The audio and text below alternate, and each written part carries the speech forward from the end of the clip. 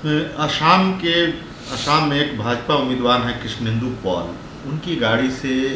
EVM मिलने का मामला तूल पकड़ता जा रहा है। अब उस पर उन बीजेपी के जो उम्मीदवार हैं उन्होंने सफाई दी और कहा है कि ईवीएम चोरी नहीं किया गया था, ड्राइवर ने मतदान अधिकारियों की मदद के लिए वो ईवीएम बूथ पर पहुंचाने के लिए जा रहा था। देखिए, हम लोगों ने जो पढ़ा है, हम लोगों को भी यही पता चला है कि भाई चुनाव आयोग की गाड़ी खराब हो गई थी और वो मशीन को ट्रांसपोर्ट करने के लिए किसी गाड़ी का उपयोग किया गया।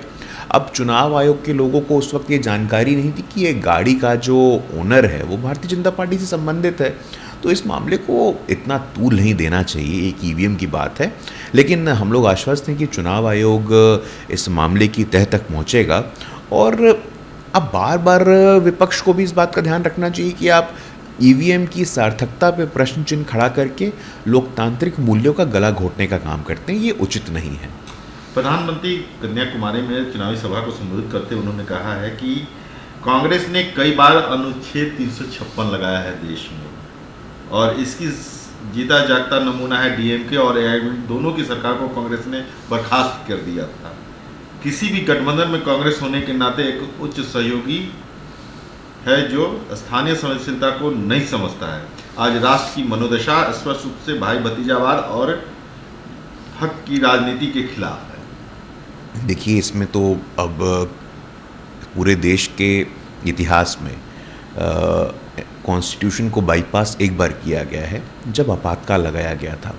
और उस आपातकाल के बाद भी 356 के नाम पर बहुत सारे प्रांतों के सरकार को बर्खास्त करना,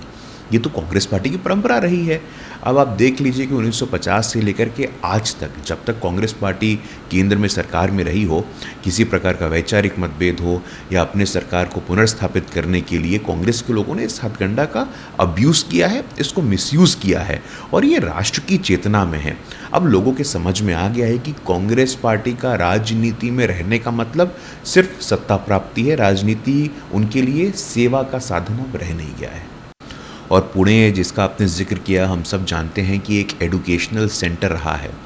और देश में लगभग हर प्रांत से बच्चा वहाँ जाता है, वो चाहे लॉ की पढ़ाई करने जाता हो, इंजीनियरिंग की पढ़ाई करने जाता हो, मेडिकल की पढ़ाई करने जाता हो, मैनेजमेंट की पढ़ाई करने जाता हो।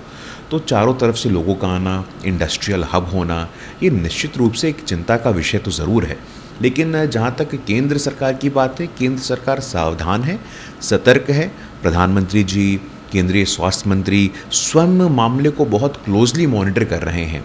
और अलग अलग विशेषज्ञों का और एक्सपर्ट्स का भी ये मानना है कि इस बार संक्रमण दर भले ही अधिक हो, लेकिन मृत्यु दर कम है, और वैक्सीनेशन के आने से भी लोगों में एक कोविड फैटीग, एक मतलब संक्रमण से एक प्रकार सी आप थकावट सी हो गई है लोगों को, तो लोग सोशल डिस्टेंसिंग को या फिर कोविड प्रोटोकॉल को फॉलो नहीं कर रहे हैं। आपके माध्यम से मैं आग्रह करूंगा, महाराष्ट्र की सरकार हो, केंद्र सरकार हो, लगातार उन सबका ऐसा प्रयास होना चाहिए कि सोशल डिस्टेंस फॉलो करें, कोविड के नॉर्म्स को फॉलो करें और संक्रमण रोक सकें। वैक्सीनेशन जल्दी लगवाएं, क्योंकि 1 अप्रैल से हम लोग जानते हैं कि 45 वर्ष के आयु से अधिक लोग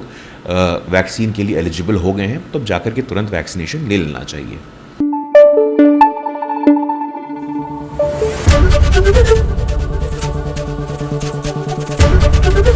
एबीपी न्यूज आपको रखे आगे।